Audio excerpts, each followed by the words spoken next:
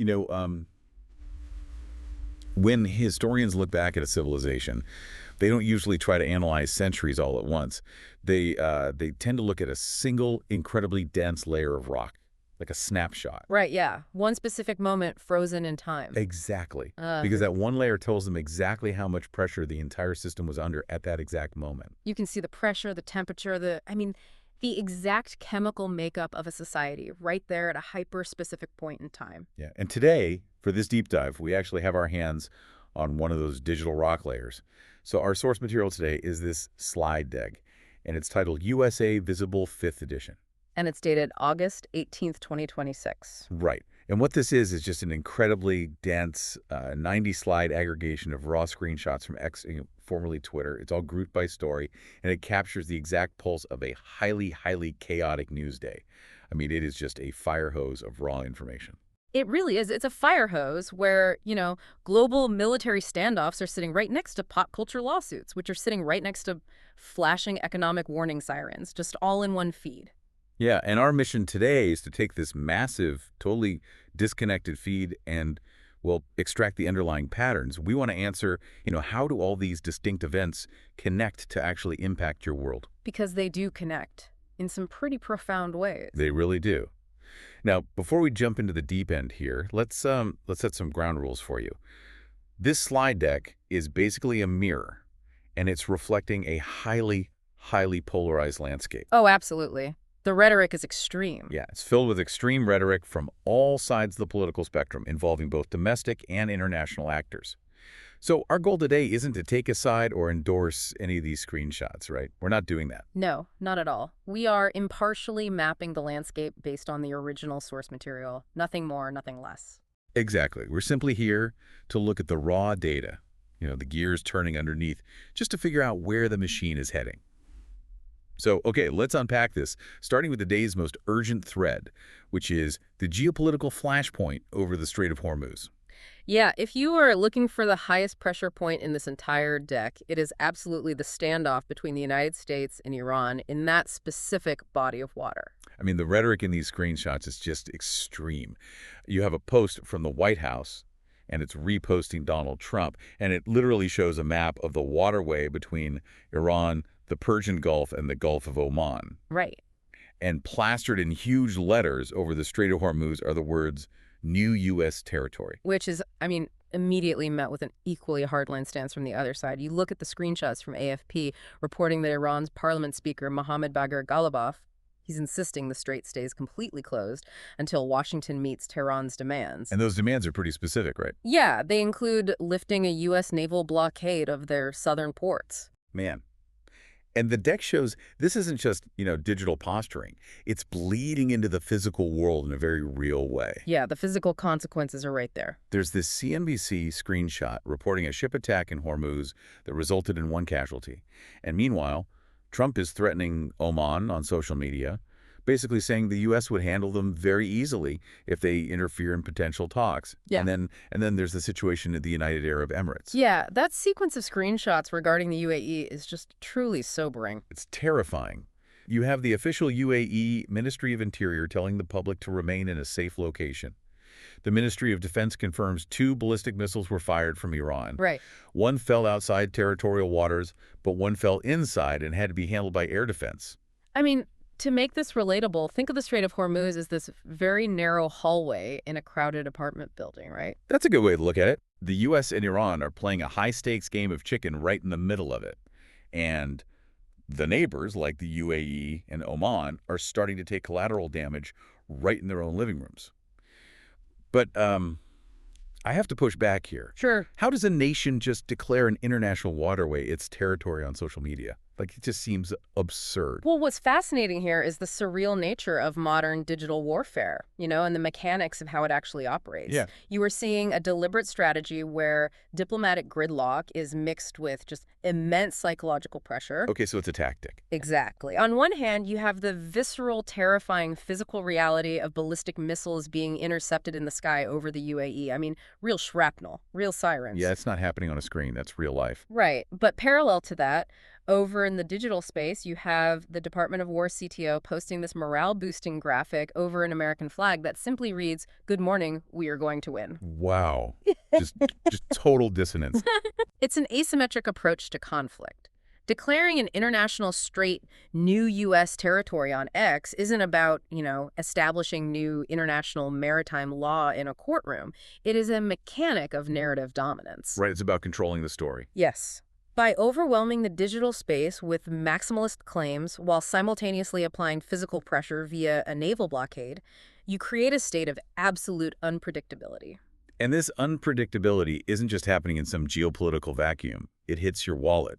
Because the deck includes an NBC News report showing that oil prices jumped immediately after Trump cast doubt on extending an expiring ceasefire deal with Iran. Right, the markets react instantly to that unpredictability. Exactly. That geopolitical tension in a narrow hallway translates directly into the price of gas at your local station. And that geopolitical tension isn't just a military problem. It acts as an economic spark in an already volatile engine room, which kind of leads us to the broader financial picture in this deck.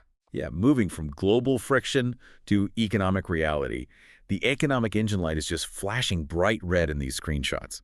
Let me give you the stark numbers here. First, the U.S. diesel from crude margin hit a record high of over $100 a barrel. Which is a critical metric for a global fuel-making supply crunch. Right, and let's break that down because it sounds like, Wall Street jargon. Think of crude oil as raw timber, and diesel fuel is the finished wooden chair. Okay, I like that. The margin is what it costs the factory to turn that timber into a chair. Right now, even if the raw timber itself isn't at record highs, the factories refining it are so backed up, squeezed, and stressed that the cost of simply making the tool was hitting all-time highs. And that cost trickles down to literally everything delivered on a truck. Everything. Which is probably why, in the very next slide, you have the Home Depot CFO explicitly calling out a frozen housing market on an earnings call. Yeah, the materials to build the houses, the cost to transport those materials, and, the ability of the consumer to afford them, they are all breaking down simultaneously. But the most alarming data point involves the bond market. Long-term government borrowing costs are hitting multi-decade highs. The U.S. 30-year Treasury yield hit a 19-year high, nearing 5.3%. Approaching levels we honestly haven't seen since the early 2000s, according to the CNBC reports captured in the deck. Now, here's where it gets really interesting. I caught a highly specific detail in the Financial Times screenshots within the deck.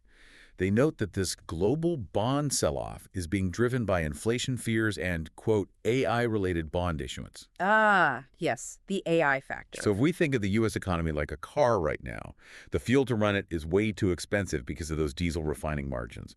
The transmission is completely locked up. That's our frozen housing market. Right. And yet tech companies are trying to bolt a massive, incredibly expensive new turbocharger onto the engine, which is this AI debt. Walk me through the mechanics of this. How does AI break the bond market? Well, if we connect this to the bigger picture, you're looking at a massive structural collision in the financial markets. When a government or a corporation needs cash, they issue bonds.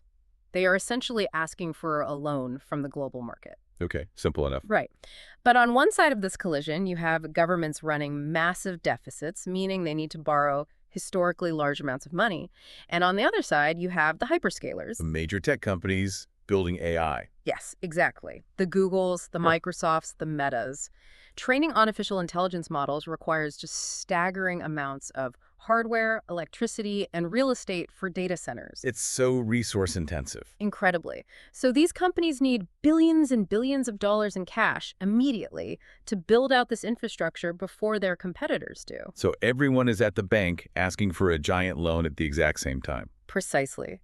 When governments and these massive AI companies are competing for the exact same pool of global buyers to purchase their debt, they have to sweeten the deal to attract that money. And how do they do that? The mechanism to sweeten a bond is offering a higher interest rate to the buyer. That intense competition is why the 30-year yield is surging to nearly 5.3%. Wow. And here is why this matters to you, to the everyday person. Those long-term treasury yields act as the foundational gravity for all other borrowing costs in the economy. When the U.S. government has to pay 5.3% to borrow money, the banks are going to charge you significantly more than that for a 30-year fixed-rate mortgage. And it's all connected. The race to build a smarter AI chatbot is actually making it more expensive to buy a three-bedroom house. That is the direct real-world impact, yeah. And when borrowing costs skyrocket and people feel locked out of the housing market, that economic anxiety acts as an accelerant.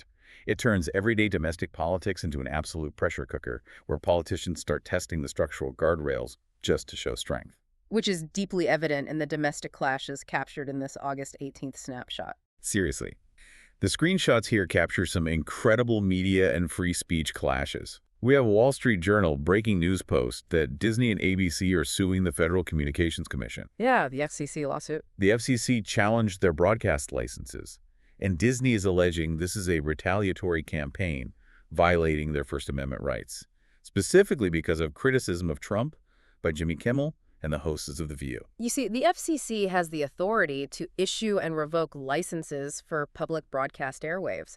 But wielding that power over political commentary is a massive escalation. Huge escalation. Simultaneously, the deck covers this explosive White House press conference. Trump clashed with CNN's Kristen Holmes. That was a tense exchange. Yeah. After she asked questions mixing Kim Jong-un and a White House aide, Trump called her a loud, boisterous person, a fake reporter, and just demanded she be quiet. And the Washington Post reported the White House subsequently launched personal attacks on Holmes, which actually invoked her children. The internal dynamics of the executive branch are really bleeding out into the open here. Highly visible and highly dramatic.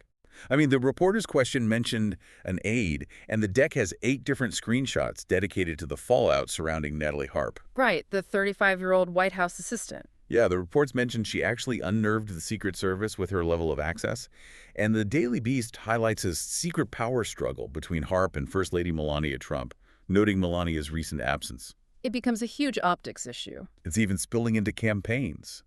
Senator John Ossoff explicitly targeted Trump over his travel with Harp at a weekend rally. Oh, and we also see a physical manifestation of this domestic friction. A preservationist group is urging the Supreme Court to keep the construction of Trump's White House ballroom paused. And Trump is posting that people opposed to it are disloyal to the country. While opinion pieces in the deck are calling the construction an abuse of constitutional power. But I have to push back here again. Look, I get the economic stuff. That's structural. But a White House assistant making the Secret Service nervous? A legal fight over a ballroom edition, a shouting match at a press conference. Isn't that just, standard Washington tabloid noise? Why are we treating this as a serious structural shift in our digital rock layer? Well, this raises an important question about how we differentiate surface noise from structural shifts. It is really easy to dismiss staff drama or press room shouting as tabloid fodder. But look at the mechanisms at play here. These events represent a systemic testing of fundamental institutional boundaries. Okay, how so? Give me an example. Take the Disney and FCC lawsuit. The First Amendment protects speech from government retaliation, right? By using the bureaucratic machinery of broadcast licensing to potentially punish a network for a late-night host's jokes, you are actively testing the legal limits of executive regulatory power versus free speech. Ah, I see. So it's not just about a joke, it's about the lever of power being pulled. Exactly. And the White House ballroom dispute, that isn't just about architecture or interior design. It is a literal physical testing of executive authority over national monuments and historical preservation laws. Right. Even the press relations. Invoking a reporter's children after a contentious briefing is a deliberate renegotiation of the norms between the executive branch and the Fourth Estate. What this deck shows is a system where the guardrails of the last century are being heavily leaned against all at once to see if they hold. Wow, okay, that makes a lot of sense. And while Washington is leaning heavily on the guardrails of the present, the tech companies are, well, quietly battling over the guardrails of your future. Which kind of brings us to the final major pattern we extracted from this deck, the rewriting of the digital social contract. The contrast between the major tech stories in these screenshots is just incredibly revealing about where we've been and where we're going. It really is a tale of 2 distinct tech eras. On one slide, we see a Sky News report that Meta, Facebook and Instagram's parent company, is facing a massive federal trial over social media addiction. Right. States are taking them to court, and they are seeking more than $1 trillion. $1 trillion. I mean, it is a profound reckoning for the consequences of the last 15 years of social media architecture. Yeah, $1 trillion with a T. But then, right next to it, You have a screenshot from Axios announcing that OpenAI has just debuted ChatGPT for teens. Completely different approach. Entirely. And the Associated Press details that this version comes with very tight, hard-coded limits on self-harm, suicide, and romantic or sexual chats. Furthermore, its homework support is specifically designed to act as a tutor that teaches the teen, rather than just an engine that writes the essay for them. It's a fascinating pivot. So what does this all mean? It feels incredibly ironic that one tech giant is facing a trillion-dollar lawsuit for the mistakes of the last decade, while another is trying to preemptively legislate the behavior of the next decade. Well, it indicates a massive paradigm shift in Silicon Valley. They're moving from a philosophy of frictionless engagement to one of deliberate boundaries. Frictionless engagement. Yeah, think about the mechanism of early social media. The operating philosophy was, famously, move fast and break things. The infinite scroll. Just keep them swiping. Yes. The architecture was specifically designed to remove all psychological friction. Intermittent variable rewards kept you scrolling, capturing human attention as a raw resource, and basically figuring out the societal fallout later. And now the bill is coming due. Exactly.